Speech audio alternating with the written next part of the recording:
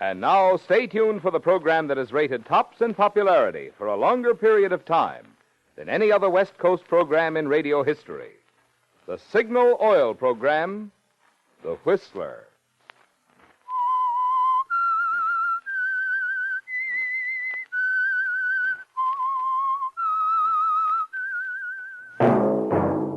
Signal, the famous Go Farther gasoline, invites you to sit back and enjoy another strange story by The Whistler.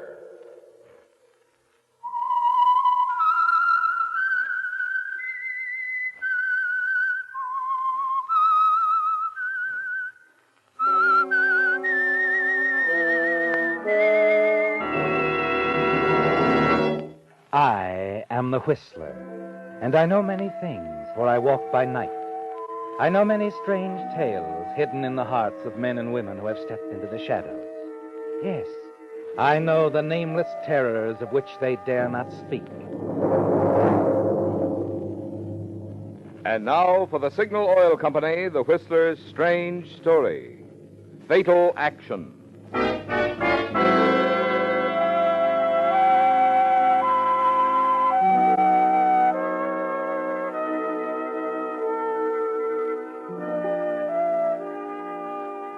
It happened suddenly. The motor ship came swiftly out of the fog bank, struck the offshore reef with a grinding crash. The startled crew yelled impulsive directions at each other as the sea poured through the gaping wound in the ship's hull. She heeled over fast, doomed, and everyone on board knew it. Most of all, Captain Ernie Hill knew it, as he snapped his orders with machine gun precision. All hands, prepare to abandon ship! Load the lifeboat, He rushed from the bridge rail, dropped to the quarterdeck, and continued barking orders. There was excitement, yes, but a minimum of confusion before the lifeboats swung out on their davits, dropped neatly into the sea, and began to pull safely away with their loads of men. And not until he was certain that his ship was through, headed for the bottom, did Captain Hill leave her.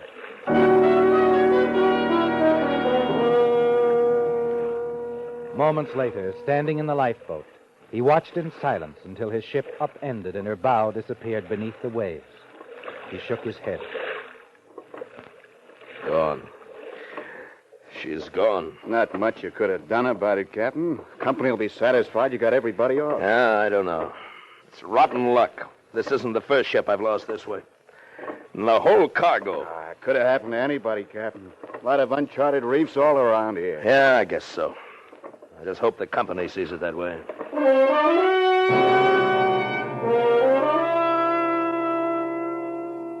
You're pleased, aren't you, Ernie, at the attitude of the crew? When you make your report to the company, it helps to get the backing of the entire crew. That you couldn't have saved the cargo. That you did well to keep from losing any lives. It's going well, isn't it? And a week later, when the excitement has died down, you're able to follow the next step in your plan, the lucrative step.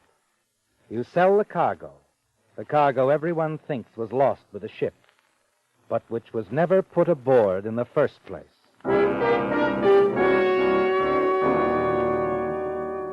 For a while, you enjoy the luxury of idleness, spending some of your new wealth. Then, after a few weeks, you're assigned to a new motor ship, an inter-island cargo boat, the Prowler, and for 3 months, you're an exemplary captain. Not a single misstep on your part. Then one day, 3 months later, at anchor in Rangoon, you're alone in your cabin when the door opens abruptly and someone steps in. Hello, darling. Lucille! Glad to see me here? Oh, glad. You bet I'm glad. Oh, come here. Let me take a look at you. You come here. I've traveled a long way. The same old Lucille. Not quite the same, Ernie. No, that's right. You looked me up. Came after me. That's a change. Oh, you look swell, baby. Real good. Well, what are we waiting for anyway? Come here. Ernie, I have missed you, darling. Oh, I've missed you. But you wouldn't think of writing. Right? Where, Lucille, and why? I know you. When you say you want to think something out, well, that's the way it is. You do know me, don't you? Skip it. You're back. Yeah. You know what it means, darling? What, Ernie? The way it'll be with me, it's a feast or a famine, darling, like always. None of the things you always wanted. Only what, Ernie? Well, I can't tell you too much, not now, but maybe the picture will be a little prettier than the last one I painted. Really? Darling, you mean you have a sideline? Maybe. Something like that. But never mind that now. Oh, it's been a long time, Lucille. I gotta have my arms around you. Gotta. Please, darling, not just now. What? He'll be coming in to talk to you any moment, discuss our accommodations, what to do with the baggage. What are you talking about? Who'll be coming? Oh, I'm sorry. Didn't the first mate tell you? I came aboard with my husband. Your husband? Yes. You see, Ernie, I did think everything out. The future did look black the last time we were together, and I did want things. I see. So you got him, huh? Mm-hmm. You married him. And I might have known. But it isn't going any further, Lucille. I'll tell your husband this is a freight boat and there are no accommodations. Not for you two. You know, Ernie, I think you're wrong. Yeah? Mm-hmm. You see, my husband is Charles Collins. His father owns this shipping line. Collins? Lucille, you don't know what you're saying. You didn't bring Collins on board my ship. Correction, darling, not your ship. His. And now, don't you really think you should be getting this putt-putt underway?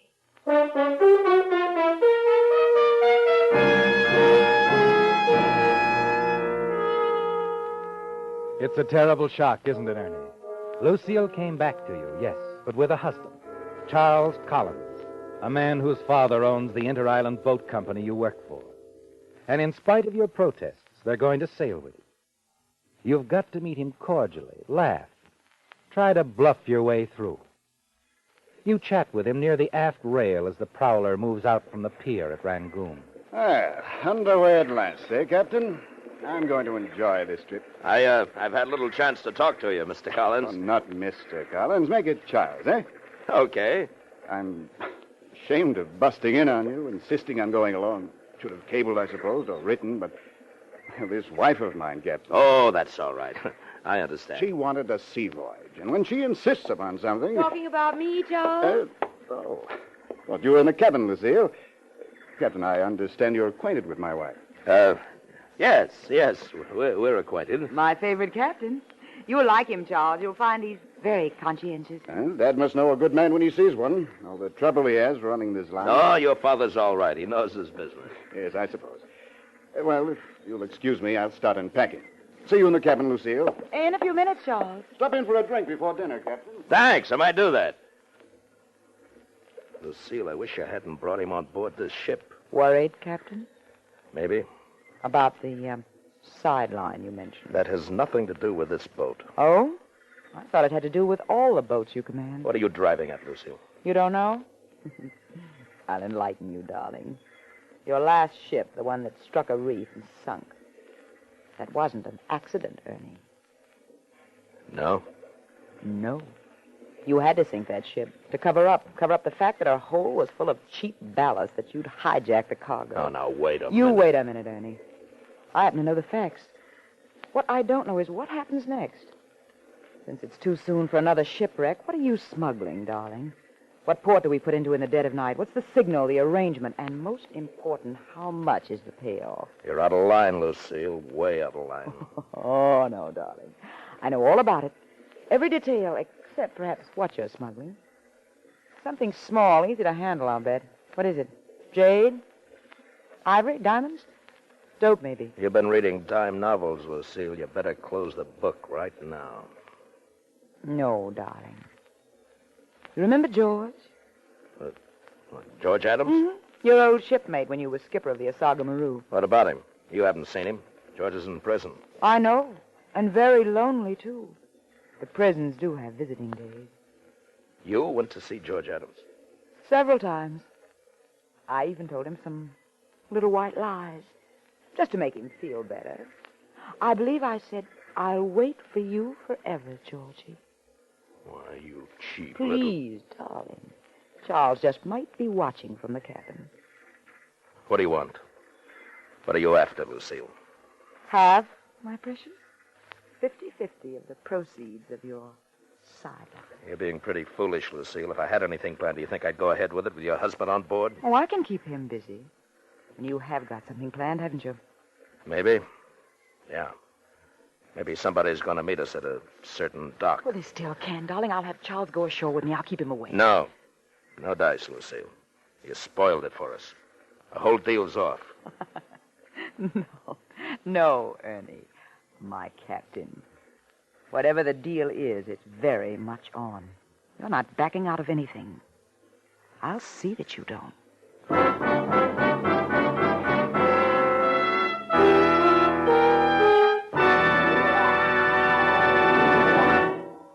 The high-compression motors of many of today's newer cars are designed and built to perform best on a premium quality gasoline such as Signal Ethyl. But if you're driving an older model, you may think ethyl gasoline wouldn't make any difference in your car. Well, if you'd see some of the vintage models that fill up at the Signal Ethyl pump and hear the enthusiasm of their owners, you'd change your mind. For instance, a chap who lives up in a hilly section was relating, "You should hear some cars clatter when they try to pull my hill.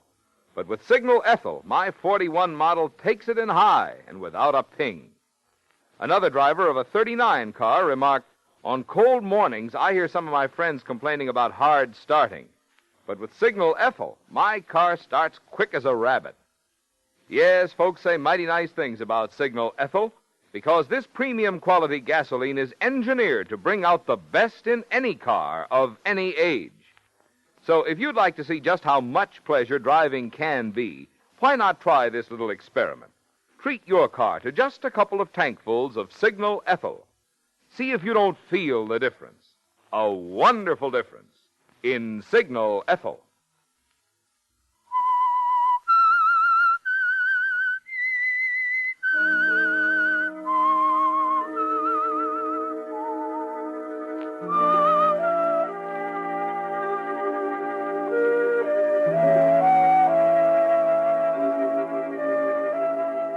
It's going badly, isn't it, Ernie? Your profitable sideline is being seriously threatened. Until now, you've had it all to yourself. Only your first mate to pay off, and that for valuable assistance. Now Lucille is declaring herself in. 50-50, she said, and simply for keeping her husband, Charles Collins, ashore. Your ship, the Prowler, bears steadily forward. Jake, the first mate, confronts you near the aft rail and bluntly speaks his own views. You've got to forget the whole bloomin' thing, Captain. Call it off. How, Jake? How can we call it off? Pete's meeting us at the dock in Bouquet. That she's brought that Mr. Collins aboard for no good. I say it's spying on us. Peeping. That's what it is. Bouquet. So that's where it's to take place. Mrs. Collins, Captain. Get lost, Jake. I'll talk to you later. Righto, Captain. Whatever you say. Bouquet, that quaint little port village. You pick such romantic settings, Captain. Such nefarious goings-on. But in a place like that, it'll be easy to see that Charles takes me ashore. Look, Lucille, you married your money. Why risk all our necks for more? You're not Mrs. Collins, Ernie. I am. I'm in a much better position to know my financial needs. Charles doesn't give me a cent. He did at first, not now. Ernie, stop it. Sure, but you gotta admit it's amusing. Ernie, please, after we get the money, when the voyage is over, you can quit this ship. I can quit Charles. No, cut it out. Please, Ernie, darling, we'll have everything then. The two of us. I hate him, Ernie. I really hate him. Sometimes I think You're lying. You're lying in your teeth. You don't mean a word. Don't I, Ernie? Can you still say I don't mean a word? Why, you little devil. You...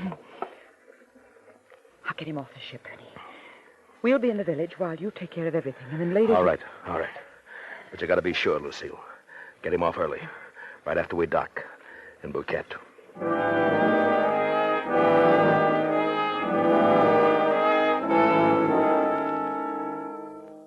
Shortly after nightfall, the Prowler docks at Bouquet. Standing at the ship's rail with the mate, you watch the crew scramble ashore. You wait, your eyes glued to the door of the Collins cabin. Finally, it opens. Lucille and her husband step out, nod to you, and move down the gangplank. Well, you were right, Skipper. She's kept her end of the bargain. Sure, I told you there was nothing to worry about. Coast is clear now. Good. I'll go down to the dock. Pete should be there by now. We'll get this thing over with. Need any help carrying it, Captain? When it's jade the quality of this stuff, it doesn't take much of a load. Now go on below and get ready to go ashore and celebrate. I'll be right back. Righto, Captain.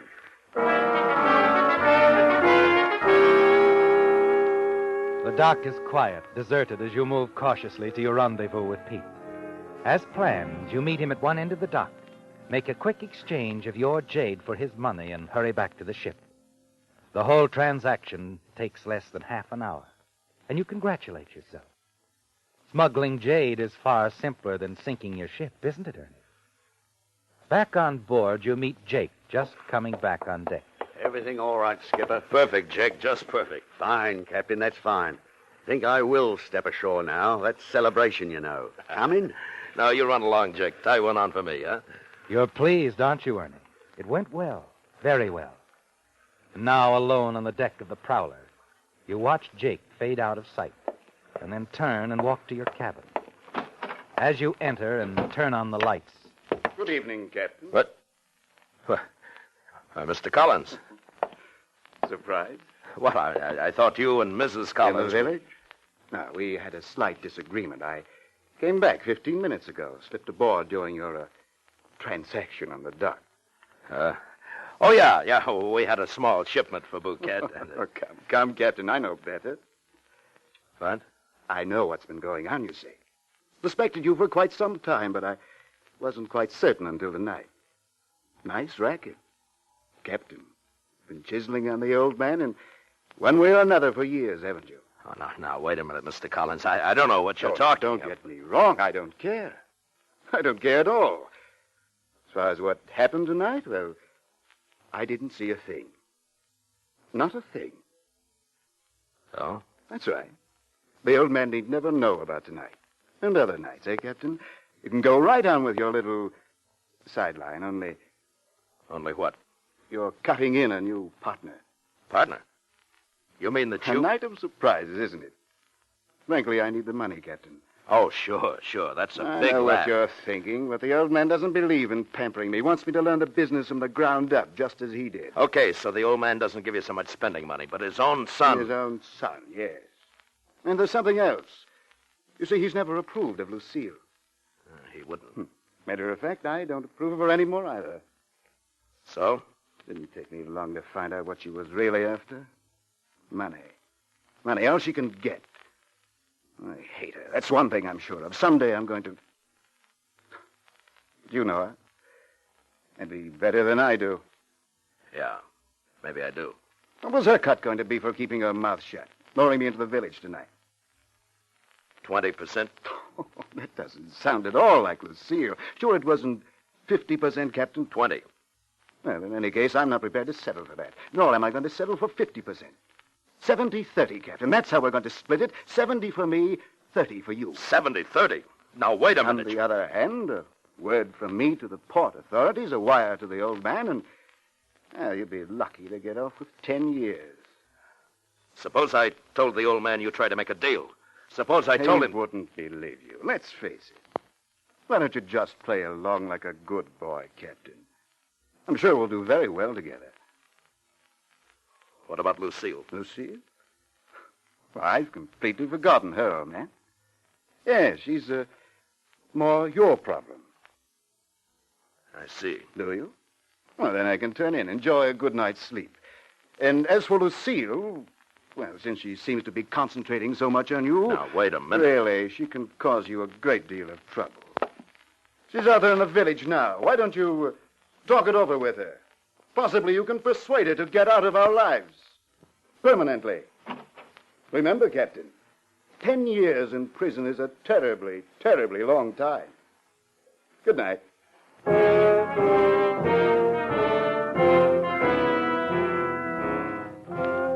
10 years, Ernie. Yes, you'd be lucky to get off that easily. You pace the floor of your cabin, wondering what you must do. There must be some way you can work things out. Finally, you make up your mind. You've got to find Lucille, tell her what's happened, and get her out of Bouquet somehow. You hurry out of the cabin, down the gangplank, and as you step on the wharf, something causes you to look back. And there, standing at the ship's rail, Collins, a grin on his face. Good hunting, Captain. Good hunting.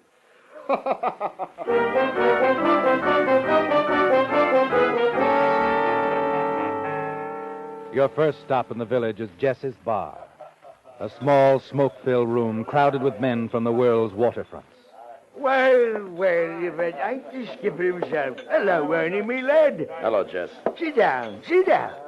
Have a drink with old Jess. Next time, I'm looking for somebody. Well, she ain't here. What? It's a dame, ain't it? Sure. Well, I ain't seen the kind you'd be looking for. Not in here, I ain't.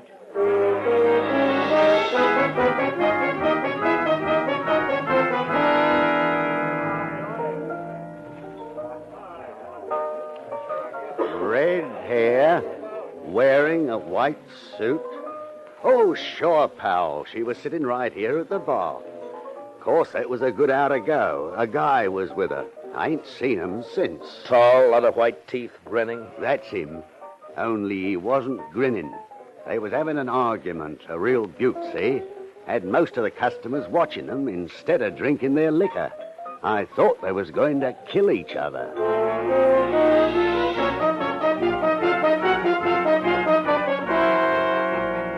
Your next stop is the Paradise Cafe, but Lucille isn't there. Then you try the Dutchman's Bar. After that, the Blue Whale, the Seaman's Club, but she's nowhere to be found. 2 hours have gone by, Ernie, and you're certain now that she's gone back to the ship. You're about to turn back yourself when you finally see her, sitting in a booth at Jin Lee's place. But there's someone with her, isn't there, Ernie? You recognize him as Frank Quinlan, the skipper of a small inter-island ship. You stand at the door, puzzled. See her hand him some money.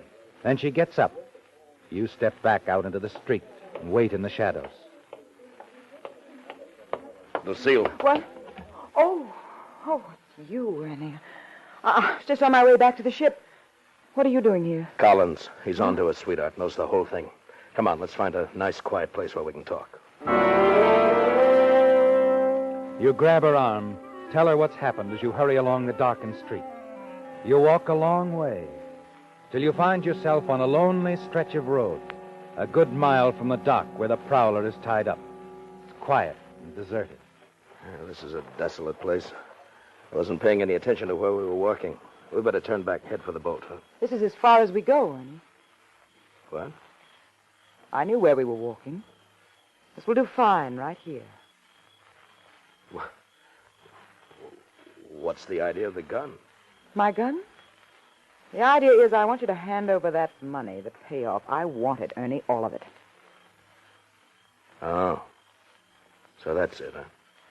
That's why you were having that little chat with Quinlan. You saw me? You're grabbing the dough, and he's getting you out of here. That's right, and you're not going to be around to tell anyone about it, Ernie, darling. I'm sorry it had to turn out like this. I really am. Oh, yeah, sure. Yeah. Now, baby, now I've got your gun, and I like it that way better. Ernie, don't be a chump. No, I won't, baby. Not anymore.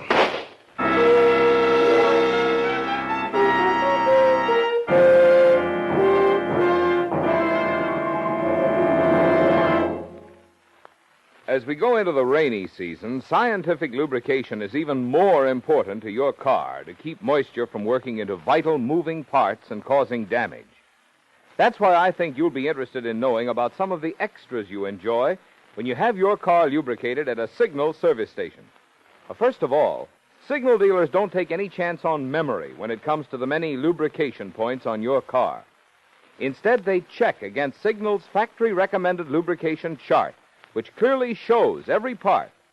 Then they use 9 specialized Signal oils and greases, so each part will get the exact type of protection it needs. And finally, just to make doubly sure not a single part has been overlooked, they check each part again, which explains why we call it Signal double-check lubrication.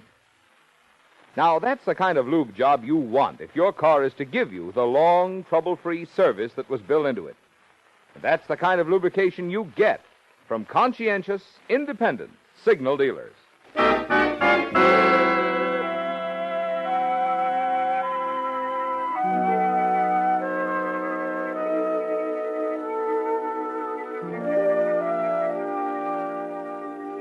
Lucille's dead, isn't she, Ernie? You look down at her. then at her gun in your hand, and realize that one big obstacle has been eliminated. And now there's only Charles Collins, Lucille's husband, back in the boat. If he were eliminated, there would be no one to stand in the way. As you hurry back to the boat, you know what you must do. Shoot Collins, put out to sea, and dump his body overboard. You move quickly, noiselessly aboard the prowler. No one's in sight. You move quietly along the deck to Charles Collins' cabin, Lucille's gun gripped in your hand. You open the door, walk slowly in, reach the bunk, and snap on the lamp on the table beside it. You've made a mistake, haven't you, Ernie? For an instant, you stand there. Then you realize you've got to get out, somewhere where you can think. Hurriedly, you slip out onto the deck, close the cabin door behind you, and move along in the shadows toward the raft. Just a moment there. Who's that? Sergeant Morrison, Phuket Police. Who are you? I'm Ernie Hill, captain of this ship. Well, what are you doing here? I came in answer to a call from the dock watchman. He says he heard a shot around here not too long ago. Do you know anything about it? No, I don't. I haven't been here. Is your cabin the one you just left? No, it isn't. It belongs to a passenger. The name's Collins. You seem quite anxious to leave it. In something of a rush. I'll have to search you, Captain. Hey, wait a minute. What's the idea? Yeah, I'll just take your gun, Captain. Now, let's take a look in Mr. Collins' cabin, eh? Wait. We don't have to. Collins is in there, all right. He's dead. I'll wager ballistics will show that this gun killed him. Yes, it probably did, but it isn't my gun. I didn't do it. He was dead when I got there. He'd been dead for quite a while. You can see for yourself. Maybe you're right. We knew there was something wrong when the dock watchman called us about the shot. We figured whoever did it must belong on this ship. That's why we've been waiting around. You'll never believe me, Sergeant, but I didn't do it. She did it, his wife, Lucille. That's her gun. She killed him. They quarreled, and she followed him back to the boat and shot him. And then she disappeared into thin air. And I find you leaving the cabin with a murder weapon in your hand. No, Captain. You were right the first time. We'll never believe you.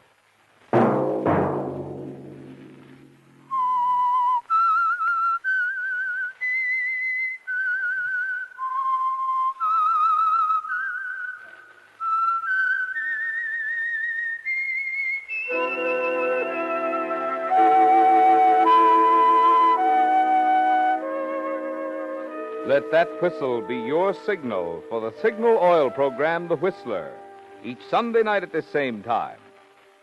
Signal Oil Company has asked me to remind you that your contribution to the community chest will not only support the countless red feather agencies, but in addition, this year's contribution must meet the vastly increased need for moral, spiritual, and recreational programs for our men and women in uniform.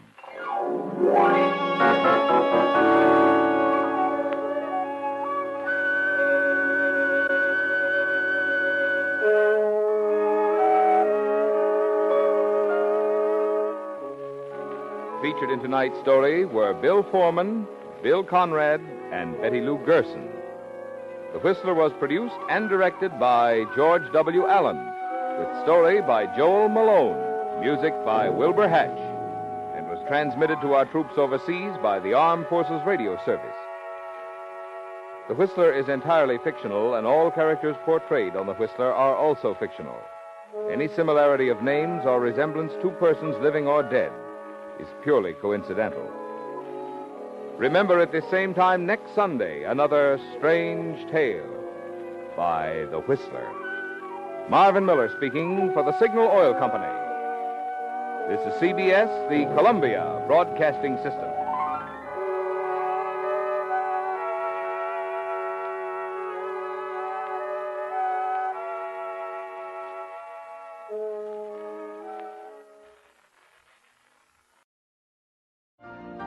You've been listening to the OTR Gold Network. Find more classic radio at otrgold.com.